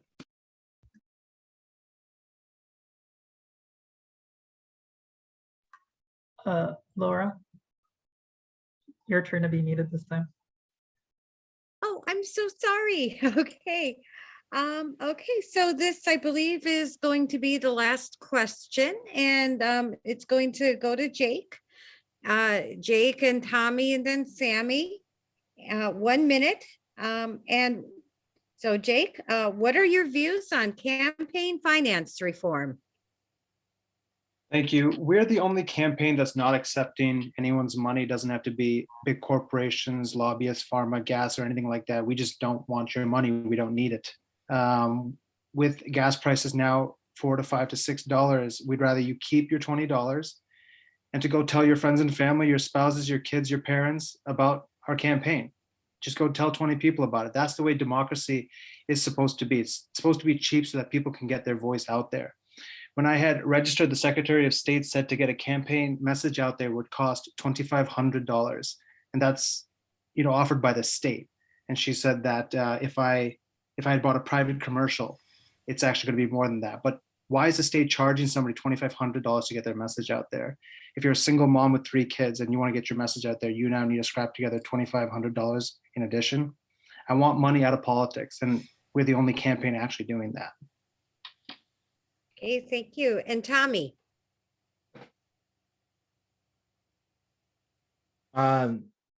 Is John supposed to be speaking now? Oh, I'm so sorry. I'm sorry, John. Oh, okay. I'm just, I'm not one to take someone's turn, so. Sorry. I was gonna get, yeah, Tommy, thank you so much. My No, apologies. Sorry, we have a housekeeping issue. it seems like Yeah. the timekeeping is a little bit of an issue as well, right? I can't see the It's clock. it's a time, yes, the clock has just expired. We only had the clock Okay. for 2 hours. I've and got- we've gone over time, so we need to modify how we're handling the clock. And Vicky Bradley, So there. I can time myself if you want me to. I mean, I can keep, We have a backup timing method, John. okay, so Just hang on for a second. We're sure. gonna spotlight you. And Vicky. Lisa, can I suggest something?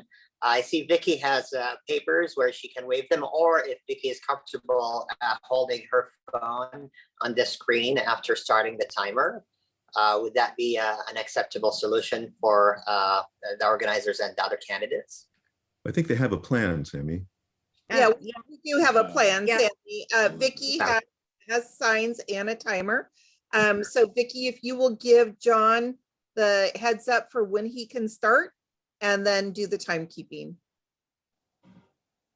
Okay, and what it'd be, you'll get a 30-second note, a 10-second note, and a stop sign is what Okay. you'll see. So you can go ahead and start answering your question. Yeah, campaign finance reform. Well, I mean, there's a whole bunch of aspects here. One of them is the dark money aspect, that right now anyone can set up a super PAC, and I think several of the candidates in this race have done that, where people can put in essentially unlimited, unregistered contributions, and it can be spent on your behalf. That's extraordinary and very dangerous and should be illegal. But then again, with the whole idea that corporations are people in terms of free speech, that's outrageous and needs to be completely lost. But the key piece here is that money is equal to access in this race. It's a tragedy, but to reach our district, it's a large district, we're going to differentiate between people by people who've already been sending out multi-page flyers versus those people who are trying to do it on the cheap and get their word out. This is a broken system, folks, and it's not fair, and it's not going to give a result which reflects truly the voters' interests. And so I'm really sorry that that's the case. Okay, thank you, John. And now Tommy. No worries. First of all, I haven't accepted any donations whatsoever, and frankly, I don't want to. I think also that I can win this race by just word of mouth and hard work. I don't want to owe anyone anything. when I get to Congress. As a freshman, I want to believe that I'm only going to be in office for one term because I want to fight and get as much done as possible in that term. If I happen to be voted in a second time, God willing, then awesome. But I'm going in there thinking I'm only going to have one term. So I hope not to have a single donation. I don't want to owe anyone anything. And I just want to work. I want to serve the people. And I think I think a lot of other candidates here feel kind of the same way. That's the feeling I've been getting. But we definitely, Citizen United has to be done with and we just need to do way more and get rid of money in politics. $2,500 is ridiculous. To get your word out there, it costs so much money. And I'm planning to change that. Thank you so much. All right. Oh. And then Sammy, Doyle, and Andrew, starting with Sammy. Vicky, may I ask if you could start the timer and actually put it on the screen for me, if that's okay? Yes, thank you. Whenever you're ready.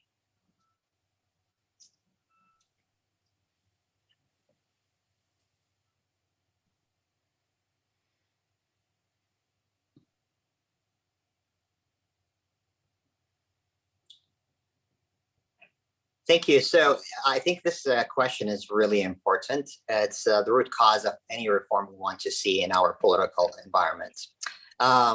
We need to reverse Citizens United, and it will take constitutional amendment. I'm a believer of public finance, especially for local races, maybe matching like Portland have experimented. There are challenges we have, especially in this race, where corporations are having an upper hand and trying to really influence the election. Getting access to elected officials who they support. And I think that's morally wrong. The fact is you need to fundraise to reach people. The solution is to allow people to invest in campaigns rather than corporations. Dark money and Benedict expenditures, which is happening right now in our race, they will sway the election with their money unless we stand up. We stand up by talking to other people or investing in another campaign. That's why I say invest in my campaign. Okay, thank you. And Doyle. Yes, thank you. This is an area where I not only have a lot of passion, but have a lot of credibility. Our campaign is not accepting any funds from corporate PACs or lobbyists. And I'm a proud signatory of the No Fossil Fuel Money Pledge. There's a reason for that. And it's why I'm running, because the wealthy and well-connected have been allowed by the rules they helped to write to buy our elections for far too long. And that's why we don't see progress on our progressive priorities in Washington. That's why I'm in the fight.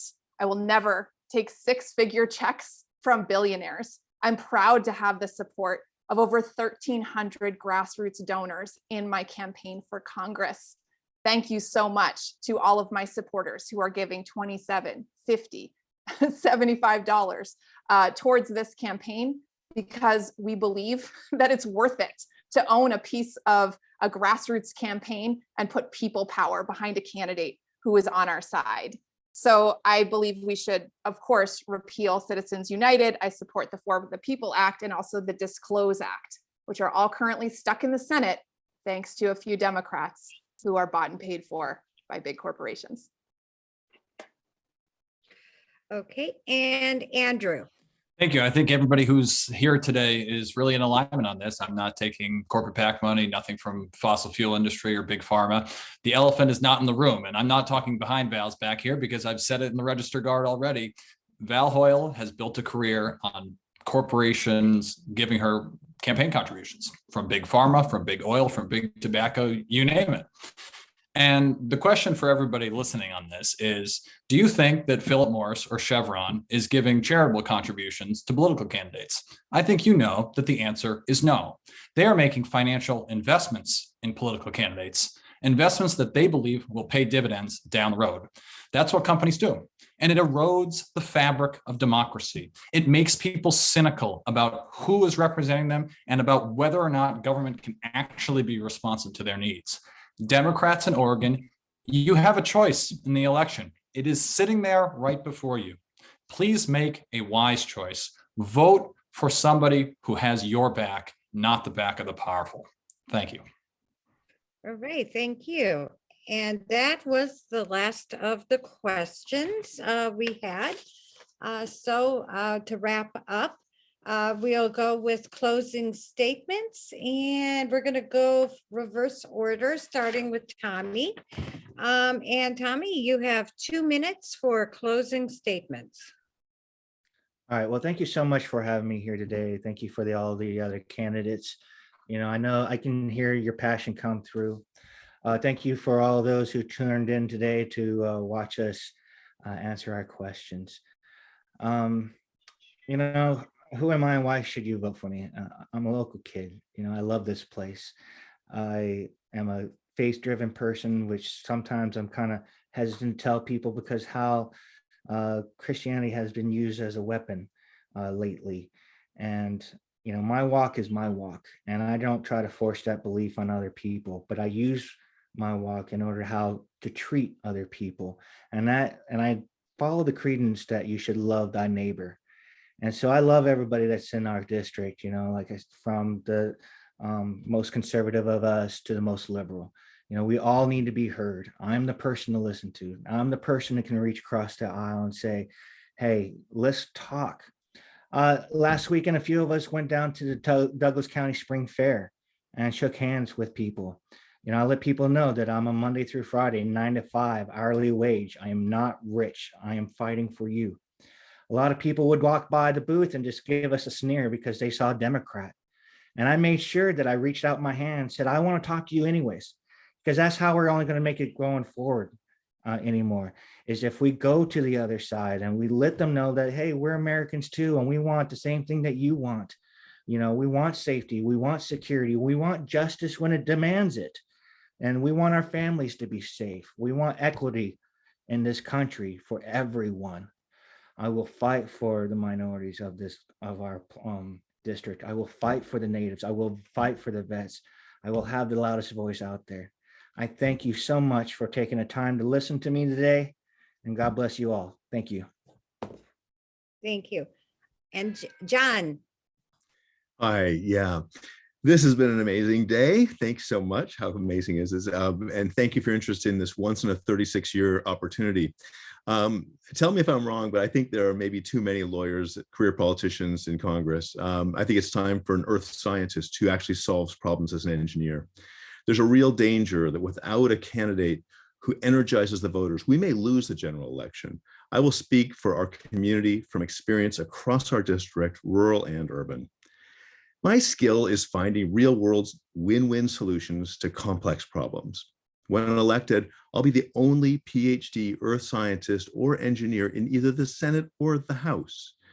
I will develop and passionately advocate for real solutions for climate change, advancing social justice, and saving the taxpayers' money. These are proud democratic values, but we need to make them real. We need to have informed, diverse, authoritative voices in Congress. Platitudes just won't cut it.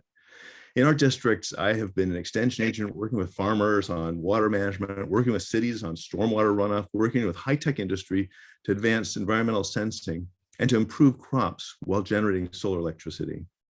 I became an internationally recognized scientist by publishing over 200 articles that solved riddles about how this planet works.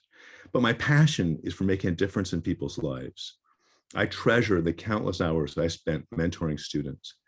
But it's time to bring a lifetime of experience to a place where progress has been all too slow. My ability to present cogent, deeply informed arguments will be part of a bright future for the 4th District, Oregon, and our country.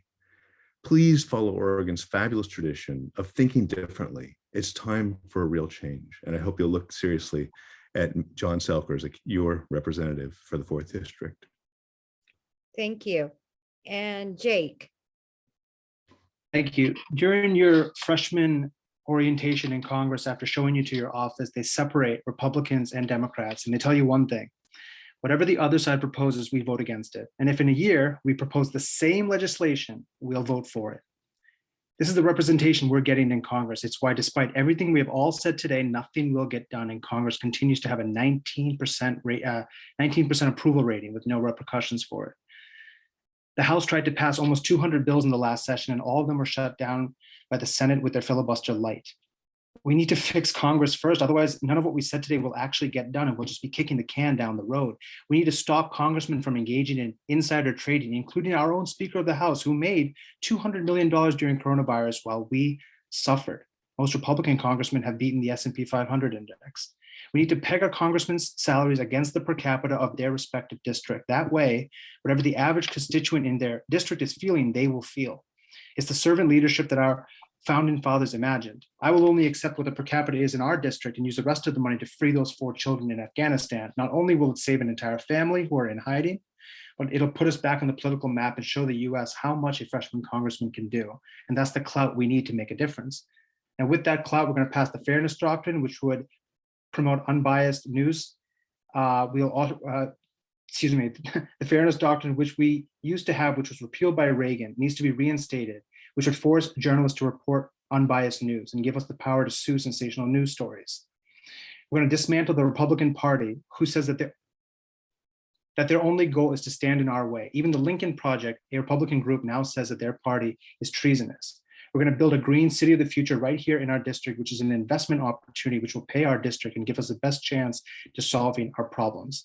This city of the future that we want to make is not another government spending bill. It's an investment opportunity, so I don't trust our federal government to spend on anything. And it does what NASA did when it's trying to get to space. It waves a budget to the best private company suited for the job. Oregonians, whether they live in it or not, will be making money off it. There's massive precedence for all of this, and details are available at my website, whynotoregon.com. And that's the question I implore you right now, whether you vote for us or not. It's why not us? Why not Oregon? When we realize our fullest potential, we have so much more we can accomplish, but somehow we're letting Congress tell us this is all we can do. Okay, thank you, Jake. And Andrew. Thank you to the county parties. Thank you to the state party for putting on this forum today. And thank you again to my fellow candidates and those of you tuning in this once in a generation election. There are clear choices to be made, and I know you'll make them wisely. I was in Florence the other day knocking doors, and one person invited me into her house. Her name was Mary, and she told me a little bit about some of her concerns about her community, some of her hopes for the future. And then she did something that very few people do at the door. She said, can I cut a check to your campaign? I said, sure. And then she said something else. She said, can I pray with you? And I thought, great, I could use that. Any of us could. And so we held hands together, bowed our heads, and she gave a prayer, not only for me and my family, which was deeply appreciated at this moment, but for the community and for the country that we love. And it was a reminder to me about why I'm doing this in the first place, that for all of the vitriol and the poisonous rhetoric in politics today, for all the distrust and division in DC, the truth is when you talk to working class Americans in their homes and their businesses, what you realize is that people have hope, people have humility, people believe that America can be better than it is today. And I think that's incredibly important for us to recognize. And I'm running for Congress to try to do my part to make that a reality, to bring a new generation of leadership to DC that recognizes the need to act justly, to love mercy, and to walk humbly in the direction of a better America. I am not the establishment favorite in this race. I am not the party insider. I am a son and a spouse. I'm a father and a friend. I am a citizen committed to putting people first today and every day. My hero is John Lewis. He's right behind me, a picture behind me.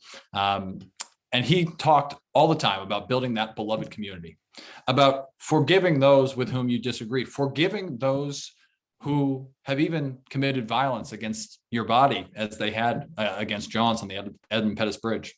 It's that beloved community that we need in America, and I'm proud to be part of bringing it. Thanks so much. Okay, thank you. And Doyle.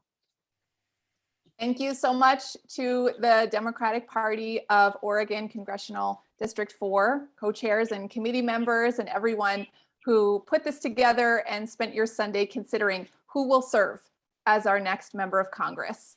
When it comes to the climate crisis, healthcare, workers' rights, housing, I've spent 2 decades shaping the progressive political strategy to move these priorities forward in Congress. I've never been under any illusions that achieving real change would be easy, or that entrenched interests in Washington would give up without a fight. So first, we have to ensure that our district stays safe in Democratic hands, with the redistricting favoring our party, our unaffiliated voters in the 4th Congressional District being mostly under 45. The strongest Democrat is the one who can motivate young people and energize the progressive Democratic base in an off-year election. My campaign is the first in this race with a volunteer-powered field program, knocking doors, calling voters, texting thousands of Oregonians. We will have a strong grassroots presence on the ground in every precinct to ensure our path to victory.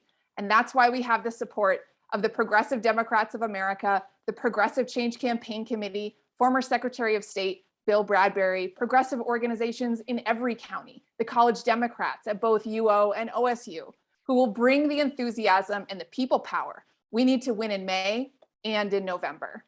With your support, I will serve as your member of Congress with the same urgency and commitment that I have brought to my career as a community organizer, progressive strategist, and attorney. There will never be any question about why I'm in Congress, whose side I'm on. It's yours, it's ours. This is about Oregon's future. I'm here today to ask for your support on May 17th and on November 7th. Oregon can't wait. Thank you so much. Thank you. And finally, Sammy. Laura, thank you. I'm ready to build solutions that works for everybody. The role of congressperson is to think ahead and respond to the communities and district needs. That includes everyone in our communities, folks living in rural areas, those along the coast, and constituents living in bigger towns like Eugene and Corvallis. We have to respond to our community's needs by getting out there and talking with people, holding town halls, setting up virtual Zoom calls, and listening to what people are saying. Now, while I cannot compromise on my values, I know that the only way to get things done in Washington, D.C. is through collaboration. And sometimes we have to compromise on solutions, but never compromise on our values. I'm your guy to do that thing. Peter DeFazio has laid the foundations, but the work is not finished yet. I'm ready to get to work. I'm listening to our constituents, working with them to define the problem. And once I'm in Washington, D.C., I'll work across the aisle to build the solutions. I'm an engineer by trade, and I understand that solutions must be built, and sound solutions cannot be built by a single person. I'm ready to work with others in Congress to bring home solutions that meet the needs of our districts. Like I mentioned earlier today, I have a background in building solutions, running a business, and developing policy and budgets. But what we will really need and what will help me carry your voice to Washington, D.C. and Congress is my integrity, my ability to listen, my compassion, and how much I care about this place we call home. Vote for me, not because of the diversity of background, experiences, and skills I bring forward. I'm sorry, vote for me, not despite of the diversity I bring, but because of it. Thank you very much. My name is Sami Al-Abdrabbo. Please donate at SamiForCongress.com. Thank you, Sammy. And this pretty much closes the 4th Congressional Candidate Forum. And before I do my closing remarks, Jaden, did you have anything you would like to add? I'd like to thank you for being co-moderator. Yeah, it's been a great opportunity. I thank you to all the candidates. It's going to be hard to choose. I kind of hope one day that we adopt a alternative voting method so we can vote for multiple people and not just one. But until that day, I'm going to have to comb over all these statements and think about it. Thank you all so much for attending as well, and have a good rest of your day. Okay, and I'd just like to thank the candidates for spending time with us today, and also everybody who attended to watch the, to listen to the candidates. Each of the candidates does bring something unique to the conversation. Also, I would like to urge all of the attendees to volunteer some of their time this year on helping Democrats win in November, be it on a congressional race, a statewide race, or a more local race closer to home. It's very important to be involved in order to make sure we get our candidates in. And with that, thank you for attending again on this Sunday afternoon. And I hope everybody has a good day and manages to stay dry tonight, for I hear it's rain. Thanks, Laura. Okay, so thank you. Have a good day. Take care. Thank you, everybody. Thanks, everybody. Take Thank care, you everybody. so much. Thanks a lot.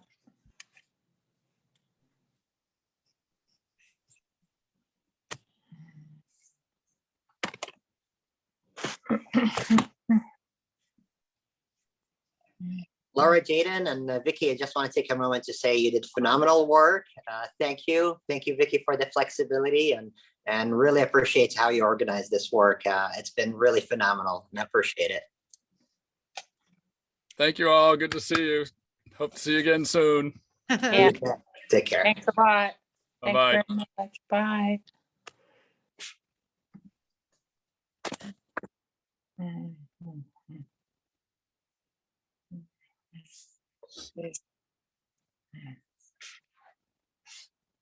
Okay, Lisa.